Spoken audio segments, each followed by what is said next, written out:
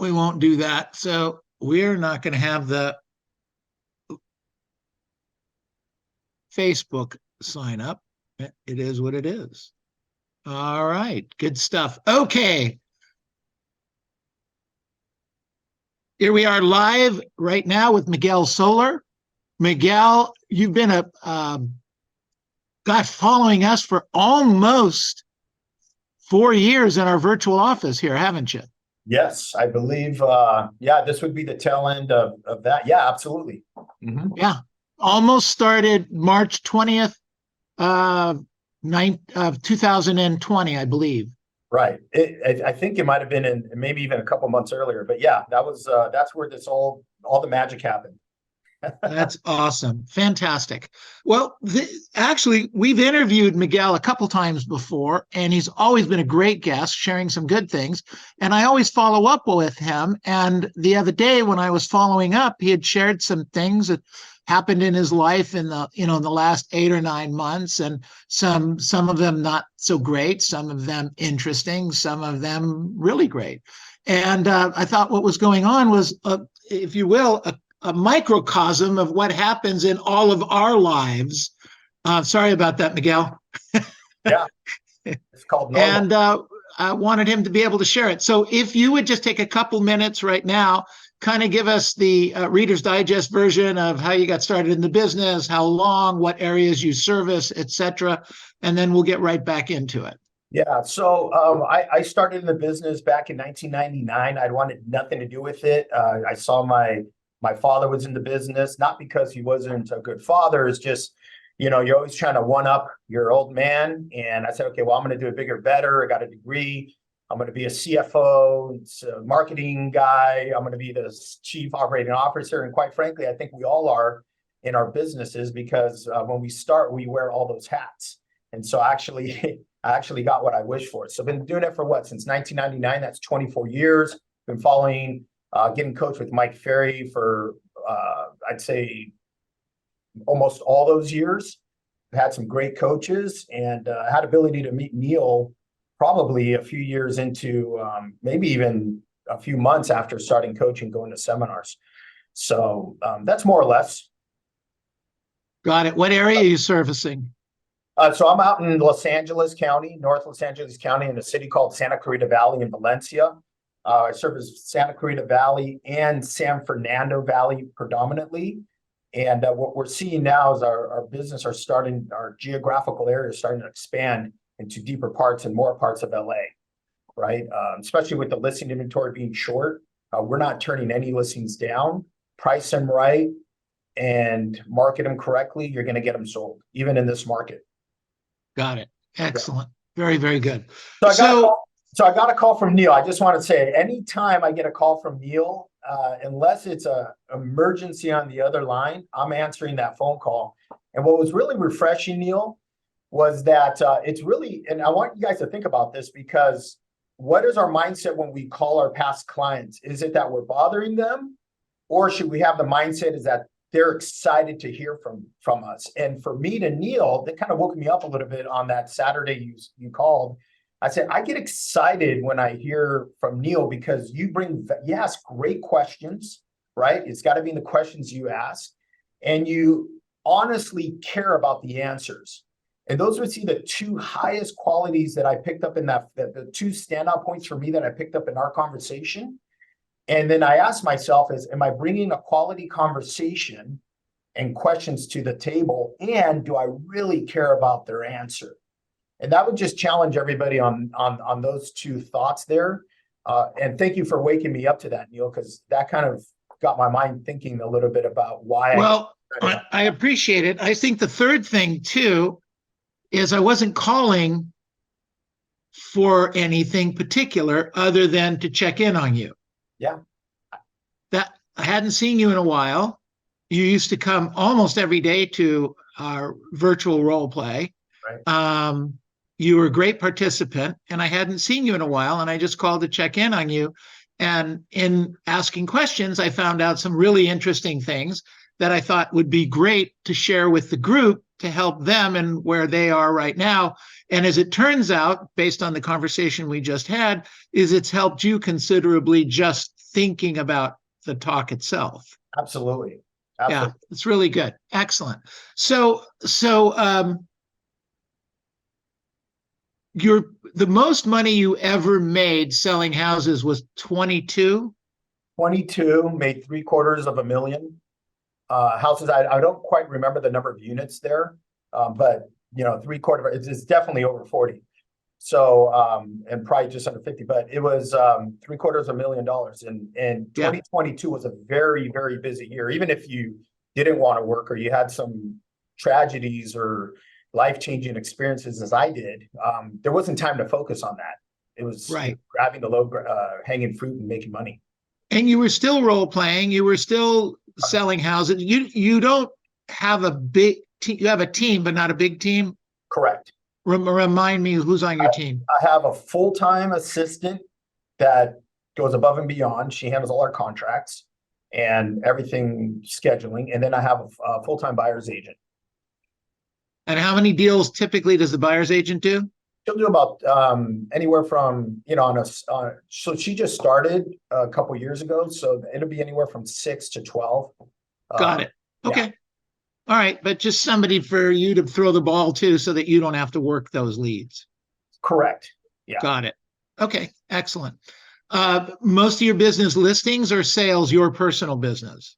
Listings. Listings. Okay. How big's your family, by the way? So I have 6 kids, 5 daughters and a son, and same mother, no twins in there. And they're spread out between the ages of 11 is my son, my only son, and to my oldest daughter, she's be 21 in the next couple months. Wow, that's great. It's always fun watching your Facebook account with all your involvement with the children. Yeah. But you have to make money, right? I don't have a choice. Yes, I have to make money.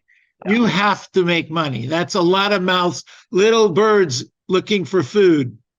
Neil, if I didn't have to make money, if there was a second income, I don't know that I would show up the way I would show up. And I think the options, and I'm just being real with who I am as a person. Sometimes options, we let those run our lives. And I'm glad that's not an option for me. I'm okay with that. Well, you've done you're a great example of somebody that does, walks the walk and talks the talk. However, even with all of that and your great skills and making $750,000, we run into things in the marketplace like the end of 22 and the beginning of 23 that throw us a curve, right? Correct. So tell us a little bit about that for you. So, I went through some life changes since 21. And again, because the market was so hot, there really wasn't, it's kind of like keep yourself busy when there's a life change, death, divorce, something's going on with a wayward child. And so busy really helps a lot. But then all of a sudden the market slowed down and reality set in. And that was in mid 2022. Right, as the interest rates started shifting. And I was going back looking at my numbers, and from mid 2022, the second half of 2022 to the first half of this year, I want to see somewhere around 300,000. It wasn't a lot of money. It just got me by. It was a little bit stressful. I was forced, right, to become aware of where my setback was, what was holding me back, etc. And we'll talk about that in a second. And what's interesting, as I started working at the beginning of this year, really on my mindset, it just kind of poured over to the second half of the year. The second half of this year, I'll make close to 400,000, which is a hell of a lot more in a shorter period of time than I did. It took me a year from a changing market and a life-changing event, a pretty significant life-changing event. So I look at that and I'm really proud of the courage that I took to make the changes in my business and my thinking and really accepting who I am, knowing that I could always change, right? The worst thing we can do is knowing who you are and not making the change, or not accepting who you are and ignoring the change. Those are Right. the two worst things you can do in life. Well, like I said, you're a great example, and not a warning. I mean, you could have ended up being a warning of what could happen. So, Right. Yes. Amen to congratulations. that. Thank you. Yeah, Good for reminder. sure, for sure, for sure. So you shifted gears. To some of us, $300,000 in a 12-month period would be good money. To you, it was almost not even oxygen. Yeah, it was, what the hell do I need? What literally forced me to wake up and accept reality. Got it. Got it. So when you realize that, what did you reach for? Any books, any podcasts, any Instagrams, anyone of faith? Where Yeah, did you, that's a good what question. did you have, what did you do to start turning that ship around? So I accidentally discovered, and I think all of us have played music in the car, and all of a sudden it just got you in a good mood. And when I was having down days, I'm like, God, what's going to get me in a good mood? I remember I just listened to a song and it got me in a good mood. And so I really started listening to music that created energy. Now I function at a very high octane. My best performance is when I'm on my high energy. If I'm low energy, there's too much time to think about things. Doubt sets in. Did I say this the right way, et cetera? So I discovered in myself that I'm just that person. I'm a person that requires a lot of high energy. So I found that in music. And then I started expanding on music. The second thing, Neil, was, and I started going to concerts. I mean, I've been to more concerts this year in 2023 than I have probably, no, in my whole life, right? So I've been really enjoying myself in that area. But what really, that was one of them. What really started helping me out is I started listening to a lot of what Kobe Bryant had to say. And I think nowadays, when people pass away, you start really paying attention to what they say, and they're coming out with a lot of great clips on Kobe. And Yeah, he I'm going talked to be about, famous when that day comes. oh my God, yeah, you will be for sure. Yeah, that's, they say an artist, his artwork gets more expensive once they pass away. And I really, Yeah, but I'd like you guys to get it while I can see it, yeah, exactly. please. Yeah, that's your reward. Uh, so I started listening to Kobe, and one of the things that he talked about was curiosity. And the curiosity of life, and there's no winning and losing is the same thing. You got to go back and analyze how you won, how you lost. And then I had what I started figuring out is I started accepting that losing is okay. And I had a lot of grace on myself. Or maybe if I was insecure about an area, I accepted that about me. And again, knowing something about yourself and not doing anything is bad. Ignoring it is that's the worst thing you can do. But knowing something about yourself, looking at yourself in the mirror and accepting it and saying, okay, hey, this is how I was wired, either because something I saw growing up, how I was raised, whatever, it's okay. I took ownership of certain things. And from there, then I was able to work on how to become better. And it wasn't like, one-stop shop. You cannot get better in one day, 1 week, 1 month. Getting better, I call it maturing until the day you die. You have got to always be growing. And Mike Ferry talks about this in the seminars, but you have to constantly be curious, growing, expanding your thinking. And right now I'm on this journey of what makes me uncomfortable and what am I going to do about it? Right. And so I listened to a lot of Kobe and that really inspired me. David Goggins was huge on building a mindset where at first it becomes difficult to say no to something, but then it becomes something that you don't even think about anymore. And what's interesting is, in this I did some accountability as well in January with a group of people, and we're just trying to cut weight and get a 6-pack and just really cut down on body fat. And what was interesting is I had to say no to a lot of things that I normally say yes to, right? Carbs are at a certain time of the night, types of carbs, how I ate, how much I ate. And it's not that you need accountability in 50 areas in your life to be great. You just need accountability in one area where it's going to start spilling over in the time. Like in this area, it was discipline, working out in the morning and in the evening. Now that spilled out into getting to work on time, doing my job, making sure I was producing money, making sure I was doing lead follow-up, literally following my schedule. That was the one thing that I did, and it spilled over into multiple areas. For somebody here, it could be, hey, I just want to wake up and go to the gym, right? It could be, hey, I want to wake up and make my bed and have breakfast ready for and my lunch prepared before I go to work. I want to wake up. Right? Amen to that, right? Yeah. And what's interesting is, what's interesting on me is if I don't wake up right away, if I hit the snooze button, it's over. And here's why. I start thinking, if you're not living your life with urgency, for me, I have to live in the world of urgency to get things done and not overthink things. Why? I'm an overthinker, right? I'm an expressive as well. I'm an overthinker. I think amiable is probably my personality type because I really love connecting with people. That I found that if I overthink things, then all of a sudden, not the best thoughts come in my mind. And so for the people in this group, I would, hopefully you're getting some value in some of the things that I'm saying is where in your life do you need to create more urgency and start thinking less of whatever situation is happening in your life, right? Because that just freezes you up, right? And you need to take action. Awesome. Fantastic. So you're listening to music, you're jumping around, it kind of goes down your back and in your soul. I can totally relate to that kind of stuff. Anything else? Any book? The Kobe, the Goggins, any other podcasts or books? It's interesting with books. I always get books and I start them and I get to chapter 3 and then I'm like, all right, that's enough fuel for me and I'm off. So I just moved recently and I have like boxes of books. I have to figure out if I'm going to read them or not.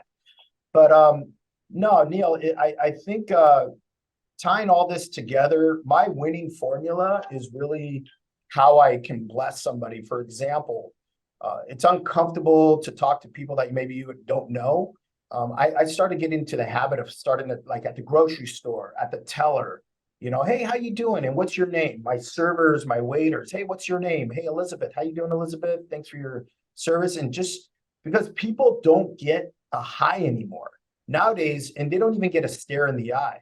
And so what I find is when I go out, like even to the restroom here before I come to this call, there was some guy on the hallway. Hey, how you doing? Hey, how's your day going? Right. And just asking and really caring about people. That fuels me. Right. And being in that space is what's helped my mind move forward in the right direction. It's where I'm the happiest. Fantastic. Let's shift gears a little bit and talk about your database workshop or the database mastermind you're working on. So I think this is what really saved my butt. I want to say it was in 2022 at a Mike Ferry event. Thank you for inviting me. It was a Century 21 party. I forget what restaurant it was, but it was all the Century 21s. And I walked around and the first person I talked to, I said, hey, and I didn't even know this came out of my mouth. I'm like, hey, we're starting out a mastermind group on building on accountability for a database. Are you interested in joining? I am. Let me have your card. And so we went around that whole room collecting cards that night. And that's how we ended up putting a mastermind group together. And what it is, Neil, Mike talks about it all the time. I've seen agents in my community really do some spectacular things for their database. And this business has changed more of a relationship business. It's always been. But I think now there's so much noise out there. People try social media apps grabbing your attention that you need to do something above and beyond just grabbing their attention by text, email, etc. Is face to face. A buddy of mine calls it cheeks in the seat. And that just means FaceTime, right? Where you're sitting across from somebody. And then the question is do you have time to sit with everybody or can you do it on a bigger scale? Which is, we spoke a little bit about this on that Saturday, is I started inviting clients to events that were happening inside the community. Now, let me back up for a second. I made up this word called piggybacking. And the piggybacking, because what was happening in our community, and this has been happening for quite a long time, is our company, they would host a tent for an event that was happening in the community. We have concerts in the park. We have events down on Main Street, downtown Newhall. The light up ceremony here in town. So they participate, my company participates by sponsoring the tent. And then they ask their agents, hey, who wants to host it? And so I started thinking about it. I said, you know what, I'm going to host it. I've never done it. I've always kind of laughed about it for whatever reason, and I hosted it. But what I did this time, or the first time, is I actually invited my database to the event that was being sponsored and by the city, right? Because they're the ones that are bringing people in. Our company hosted a small little tent, which was very few, which didn't cost much. And that like a booth, right? Not like a booth. When you say tent, I'm thinking of circus. Yeah, a booth. No, we're not booth. going camping, not a tent camp, a camping tent, but a booth. Right. Yeah, 100%. And so I got the idea. I'm like, well, if I'm going to sit there, and I've been wanting to do events for our clients, I just haven't done it because I didn't want to spend the money. And then there's this, I'm spending money, just the wrong thinking. I said, you know what? Let me invite them to these events, and I'm going to be sitting at the booth. And so I started inviting them. So what was happening? Our clients would get emails with videos attached to it where I'm saying, hey, come on down and check out. I'm hosting this event. And they would show up, and the whole city would be there. Not the whole city, but there'd be just a ton of energy and excitement. And I'm there sitting at the tent or the booth. And it feels like they feel like they got, like I was hosting the entire event. Now, I wasn't trying to get them to think I was hosting the event. I was just inviting them to my booth. And so we piggybacked on 3 events this year, which then led me up to what I'm doing in December. Is now I'm personally renting out a movie theater, a screening of the Willy Wonka release on December 16th.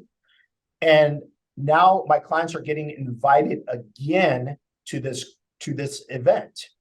Now they got an event in March, they got an event in June or July, text, email, communication from me, and then they got an event in October.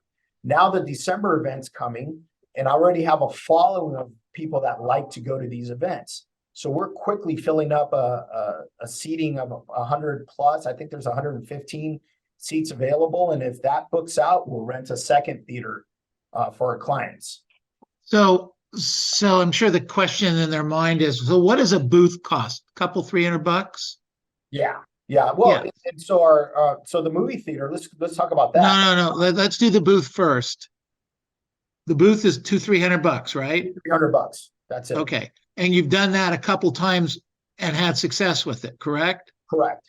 Okay. So now you're pushing it up and you're really going into this theater thing. However, the theater thing doesn't cost as much as people think it does it?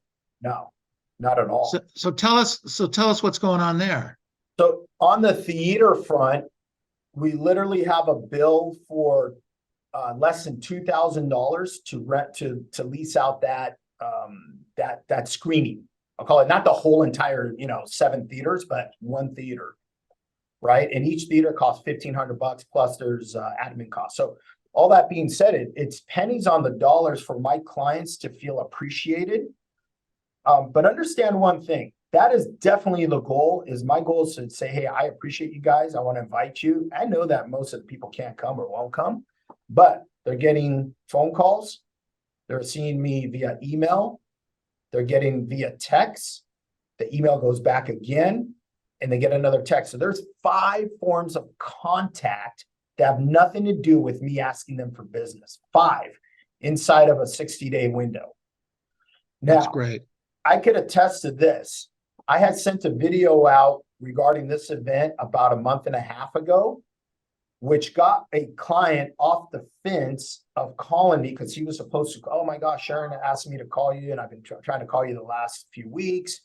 I saw your video. I had to call you at this point. We're listing our home. Come by and list it.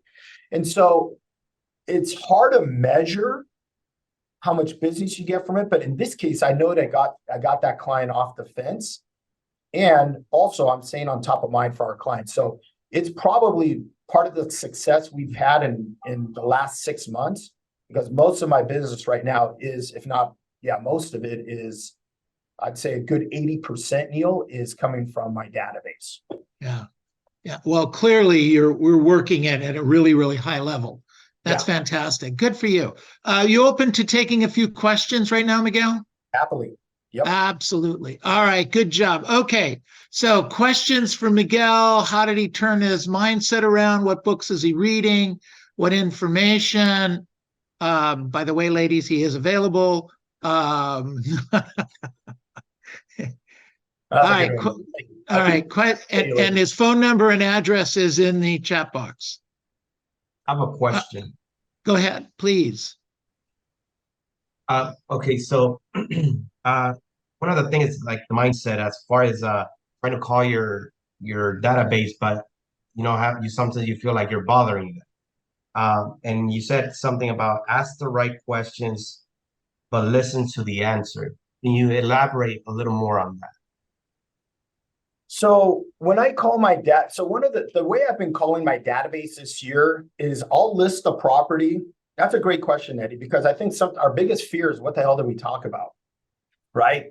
And the first thing you got to be honest is, when I come across a name that I haven't reached out in a while, I'll just say, oh my gosh, I haven't touched bases with you in a year. For some reason, they slipped through the cracks, right? Because no CRM is perfect, etc. And so the fact that you're coming up clean, it just is, now it just opens the door that you're human. Oh gosh, Miguel, don't worry about it, etc. So what I started doing, Eddie, is whenever if we showed property, if we listed property, whatever we sold, anything that had to do with us being at a property for any of the reasons, I would have my assistant get all the all my past clients in my database that were around that property, and I would give them a call. I'm like, hey, Eddie, hey, it's Miguel. Listen, I was just thinking about you because I was out. I just put the 1, 2, 3, 4 Primrose up for sale. It's this, and that. It's a fixer upper. It's priced here. I know the community is worth a lot more, but I share that with you because you drive by that sign or it's in your community. And gosh, man, do you know anybody that wants to take advantage of this fixer upper? Or do you know anybody that's really looking to get into this move-in property? Okay, great. And so, by the way, how's everything going? So I had a reason to call them, and it was more genuine, right? I mean, that's one approach that I would use. And then what I would also say, if that went nowhere, that was fine. I would use a second backup question, and the second backup question could be, say, gosh, Eddie, have you been hearing what's been happening with interest rates? Right. And I would just have them open up. Hey, Eddie, what have you been hearing about the market? And then all of a sudden they would just open up on that. And I just kind of see where that conversation goes. Now, it used to be, and I know it felt like to our clients that I was on and off right away, because I think that was my mindset, is that I have to crush the number of contacts versus having quality conversations in this group. I think quality conversations in this group is probably your biggest return on your money because you're connecting with your client in your database, right? If you're doing that on a just listed, just sold phone call, you're really feeling insecure about making the phone call off the get-go. You just want to be accepted. You want to feel that, hey, you're not bothering them and that you are. I mean, it's just all the shit that goes through your head, right? And so in this group, I really spend a lot of time getting to know. In fact, yesterday I made a phone call to a gentleman a gal that was always referred me business, and she passed away. Her husband was telling me how they met, etc. I took that in the notes, but the thing that really got me thinking yesterday was, he's all, Miguel, I don't know if you know this, but you're in our will. And I said, oh shoot, what am I getting? Right? And he says, he's all, if none of our kids want our property after I leave, you're in our will to be the real estate agent that sells our home. And I started thinking about that, and I got choked up on that, and I started pondering about that. I'm like, gosh, how am I leaving this great impression? Am I really connecting? Do I really care about the people when I talk to them? And sometimes yes, A lot of times, no. And how could I shift that? Because we're all looking to be connected, feeling appreciated, and recognized in some way or another. We need to have that. We need to be that person to our database, in my opinion. Thank you, Miguel. Great thought. Thanks for the Yeah. question, Eddie. Yeah, Other well, questions? Yes, you did answer my question. Okay. Other questions? I heard somebody here. Yep. Justin. Yep. Hey, Miguel, thank you for that. I've listened to a couple of your past masterminds. You're great on your database. Robert was talking about something with Lee Marcus yesterday and being kind of the, go-to guy in your neighborhood. Can you speak to the desire or the fear of, I don't know if you've ever had this, not wanting to always have to be on, like in your home? Have you ever felt like, man, sometimes I just don't want to be, I don't want people coming up to me, or I don't want to have that pressure of always feeling like I'm dressed well, I'm prepared. So many of us go outside of our neighborhood to look because we don't want to deal with that. Does that make sense? Just my question. Yeah, it makes a lot of sense. I know where you're going. And what I do is I roll just to take the pressure off, I roll a big fat joint. I'll sit back. I'm totally kidding, buddy. So, yeah, man, I get it. I mean, when I go out, sometimes when I'm hanging, like, I don't want to come across as the guy that only wants to talk to you about real estate. And I think that's what you're getting at. Thank you. Hey, I want to be the normal guy, the fun guy, what's going on in your life guy. And look, here's the challenge with that, is that, movie stars, aspiring movie stars aspire to be like super great and get a big role. And in doing that type of behavior and that type of business, when you do, what comes along with it? It comes along with fame, recognition, etc. So it kind of comes with it, Justin. And I think the most important thing is when you come across people that's just like, dude, I'm super easygoing, super approachable. In fact, I went out the other night and somebody was telling me that I'm so disarming. I'm like, wow, okay. I appreciate that. And recognizing your winning formula and just saying, you know what, that's who I am. That's who I'm going to accept is. I mean, dude, it's a really good thing, Justin. I can just tell from your question and your demeanor and how you nod your head, you're probably a guy that I would hang out with and drink some beers with and could easily open up to and trust, right? And that's what our clients are looking for. Anything outside, the minute you can't build trust and relationships, anybody you're dating, a client, that's when it starts becoming a real challenge in your business and getting the repeat and referral business. Literally, you're starting at zero every single day, right? So it's good that happens to you, and I get it. But sometimes you can dodge questions, and sometimes you just better be prepared to be the guy that people. Neil, you said it. Be the guy that people expect you to be. What's your saying there? Yeah, be the person people think you are. Oh, yeah. Right. And then take control of the conversation. Oh my gosh, real estate's going great. But by the way, what's going on with your life? How are the kids? Right. You can control conversations by asking great questions. Thank you. Excellent. Good question, Justin. Great answer, Miguel. Thank you. Other questions for Miguel Solar? I have one. Hi, Neil, can I ask you a question?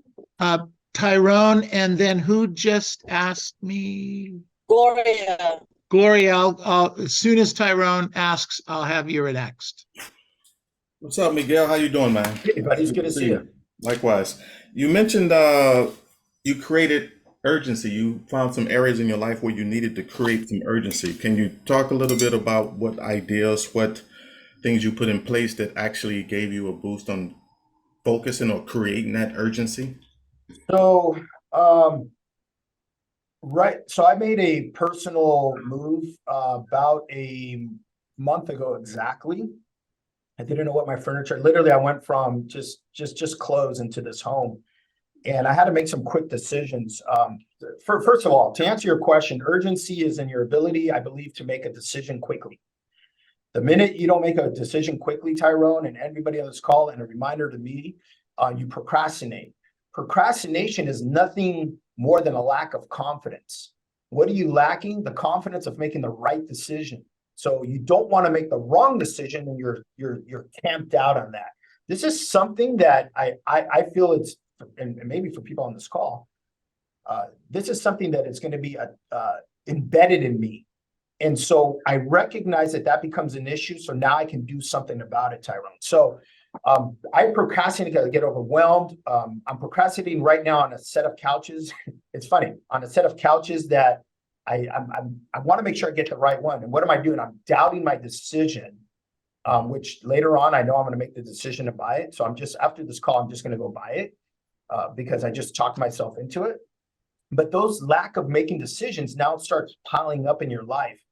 And so that destroys any sense of urgency because now you're in overwhelm, right? And now you're paralyzed and you're not getting things done.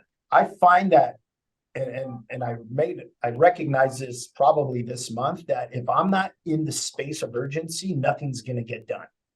It's just not going to get done. And I struggle with it. But the good thing about it is I recognize it, right? Self-awareness. And then the other response is, how are you going to self-regulate it, right? What are you going to do about it, right? And it's okay to have that. A year ago, I'd be like, oh, dude, I'm a loser. I procrastinate. I'm not making fast decisions. I wish I was a little more like Neil or Mike Ferry or Tyrone or whoever. And now I'm saying, well, no. Accept it. That's something that's wired in me, but now I have a choice. And my choice is to either do something or not do anything about it. And if I don't do anything about it, I'm depressed, right? I'm overwhelmed. I start chipping away at my confidence. Gotcha. Right? So, okay. Well, that makes sense. Yeah, good point. Hope that helps you out, buddy. Oh, absolutely. All right. Great question. Thanks for the answer, Miguel. Good stuff. Gloria. Hi, Miguel. Gloria. Yes. How are you? I'm doing well, dear. How you doing? Good. Hey, do you follow the same routine every day? And then the other question I have is that, do you talk at all about real estate when you invite your clients to the movie or to the theater? Yeah, so this will be my first theater event. So the question is this. All right, what was your first question?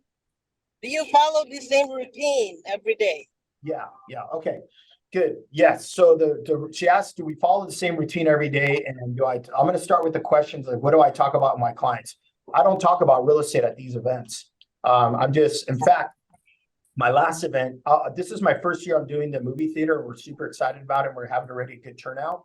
But my previous event, I actually had a client come up and bring me a tall boy beer. Right. And so the reason why that happened is like, hey, my gosh, how you doing? I haven't seen you guys in a while. How are the kids? Because I remember that they had kids that played baseball, etc. And next thing you know, he comes back and gives me a beer and we toast and we drink beer. Right. And so I don't talk about it. I don't think it's necessary unless they ask. I don't talk about it. And it's really your chance to connect on a different level to show that you're human. Right. Because if you come across breathing down their throat, hey, you're going to sell, you're going to buy. Who do you know? I that's not my arena. My arena to do that is here at the office when I'm on my phone. Okay. And then in the routine area, guys, I know you've heard this before, and the routine is different for everybody. It's not the same for everybody, and it doesn't work the same for everybody. But what you'll find in whatever routine you choose is the minute you start compromising your routine, all of a sudden you start losing confidence, motivation, and urgency. Confidence, motivation, and urgency. And the thing that really drives us and how we speak is our confidence, right? Our urgency, our motivation. And if we don't have confidence, we're not going to have motivation. And without motivation, there's no way to have urgency in anything we do, right? And so put a routine together, Gloria, that works for you, not that works for Neil, that works for Tim, that works for Abigail. No, something that works for you. And then follow it and test it to see if you thrive inside of that routine, whether it's going to the gym, reading something, scripture, prayer, whatever it is in the morning, what you eat in the morning, how you meal prep, or when do you decide to eat out versus in. Don't overdo it, right? Because you need a lot of flexibility because life brings changes on you that you can't control. And then just do your best to reset the button. The biggest lesson that I learned for me is how to hit a reset button. The minute you don't hit a reset button on a daily basis, you're living off of yesterday. And if yesterday wasn't a productive day, you're in guilt. And if you're in guilt, you're shamed, right? I mean, there's all these emotions. Yeah. Yep. All right. Thank you. Yep. All right. Good question. Good question. Other questions for Miguel this morning or after? Anyone else? So while they're thinking about that, when I jumped on the call, Robert was talking about consistency. And boy, and it's such an overused word. And the reality is when you know when you don't have consistency, because you lose momentum, you lose confidence, you lose urgency. And the consistent, no matter what hits you in the face, no matter how you don't feel like doing it, and even if you're consistent poorly, meaning, it wasn't a great phone call session, it wasn't a great presentation, it wasn't a great practice, you showed up. And, one of the things that Kobe Bryant says is get 1% better every day. That's it. Just 1%. Look for 1% better. And at the end of your life, it's a masterpiece. It's not a destination. It's a masterpiece. That is who you became, right? And that's who you are. It's a great thought. Perfect. All right, everyone, unmute yourselves. Unmute yourselves. All right, let's give Miguel a big hand. All right. Good job, young man. Good job. Yes. Thank you. Miguel, we posted your contact information in our chat box. We'll make sure that we get you some referral business from this. Of course, you're always welcome to role play and open mic. We'd love to have you. And right now, we're going to talk a little bit about what our agents learned from your talk. You're welcome to hang with us. But if you have a hard stop, we get it. And you got to go. I'm going to hang out for a few minutes. And what I'd love to hear is like what area in their life like what areas are they struggling and how are they going to make a change? I mean, like we really have to get honest with ourselves and say, okay, it's okay to be this way. And how am I going to make a change? I would love to hear how people are making changes. All right, good. Excellent. Okay. What did we learn and what changes are you going to make? What did we learn and what changes you're going to make? Let's go. Who wants to go first? Miguel, it's always great to see you, and you're one of the best compliments I can always give Miguel is that he really is one of the smartest people I know, which is probably why sometimes he overthinks things. Because he really is a very smart guy, and you could tell just by the way he talks and puts words together, and that's why he's such a great agent. So always a pleasure to hear from you. The thing that I know you've talked about this before, but it's such a great reminder is we have to have urgency in all aspects of our life. Because you can't be one thing at work and another thing outside. You are who you are in your whole life. And so, creating that urgency is so important. So to answer your question on where does that apply to my life, I feel like I'm really pushing urgency at work, pushing people along, but probably in my own personal life, not creating that urgency to do the things that the doctors keep telling me to do. Because I'm more the kind of guy of, I'll be fine. I'll be fine. I'll be all right. I'll be all right. And the doctors keep calling me, say, well, did you do this? Did you do this? Did you? No, I'll get there. I'll get there. And there's no urgency for me to do those types of things, which at some point is probably going to do a lot more harm than good. So it's just creating the urgency in all aspects of life, not just work, because it just doesn't work that way. So appreciate it, buddy. Solid point, man. Solid point. Urgency in Good all information. All right, good. Thanks, Robert. What else did we learn? What else did we learn? Who wants to go next? Hello. Don't be an overthinker. Don't be an overthinker. Don't overthink. Don't overthink it. Right, Tyrone? You never heard that from us before, right? Oh, my God. Good job. All right. What else did we learn today? Michael Ojeda, go ahead. Cause you got your hand up. No, I guess you don't, Michael. Sorry. What else did we learn today from Miguel? Neil, I did learn today that when you don't have consistency, you lose confidence. That's right. That's very, very That's good. important, with Good. what we do today. Hey, Tessa, which office do you work out of? Fort Lauderdale, Florida. Got it. All right. Glad you're here. All right. What else did we learn today? Neil, this is Rosalinda. Rosalinda. For me, it was a nice reminder that we get to choose in every moment, every event, we get to choose, and choose again. And one of the things that Miguel mentioned is that we get to shift from our emotions with music, with books, do something that, changes our feelings or emotions. And I know something you always say in the morning is the body emotion stays in motion. So, when we're feeling down, we can do something to change it.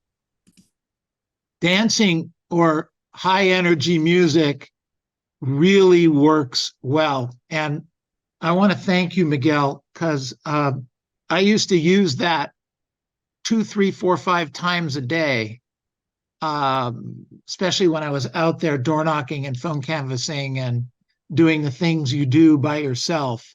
And the music would just ramp me up. And I've gotten away from that. And I got to get back to it. So thank you. Appreciate it. Yeah, you bet. It's great at the gym. And, hey, Neil, so all my neighbors know me. And my kid says, I can hear you when you come home. Because I'm telling you, I do not drive in silence. And it's either some podcasts I'm listening to, but it's music most of the time when I'm driving from work to work. Yeah. No, it's when I said it goes down your spine, when you take it in at a certain level, it goes right down the spine, and then you just start rocking and rolling. And you're right, traffic has to stop and get out of the way. All right, what else do we learn today? Miguel said that when he has accountability, it spills in every area of his life. Correct. So I would like a little bit more of insight of that. Miguel? Yeah, so who asked a question here? That was for Linda Sordia. So I listened to this video. I think first of all, you have to ask yourself what's stopping you, what distractions in your life do you have, what's stopping you, what keeps you from moving forward, and being honest about that. I listened to a video yesterday on drinking alcohol. Now, I'm not an alcoholic by any means. But I have been drinking lately because I go out to dinners, etc., and I'll have a glass of wine. And what I found was the guy asked a question. What he discovered was that he was having drinks at social events to take the edge off. And I asked myself, I'm like, gosh, maybe sometimes I do that, right? In a social environment, I want to take the edge off. I want to be more loose.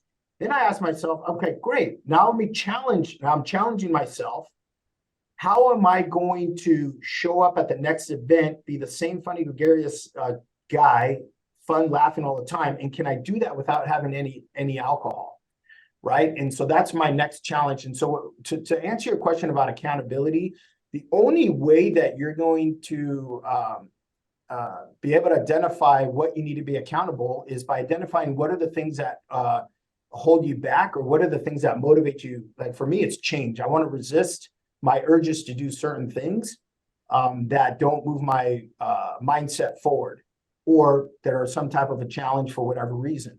And then you find a group of people that are in the same space. It could be one person, it could be 2 people, it could be 10 people. In my case, Ed Kaminsky said, hey, six-pack or ab challenge, single ab, not six-pack. Thank God. An ab challenge. And I'm like, dude, I'm in. I've been wanting to really lean down on my fat. And what happened was now you're out there. We paid $1,000 from the beginning of the contest. And so now we're trying to get the $1,000 back. And the way you get it back is by accomplishing the goal.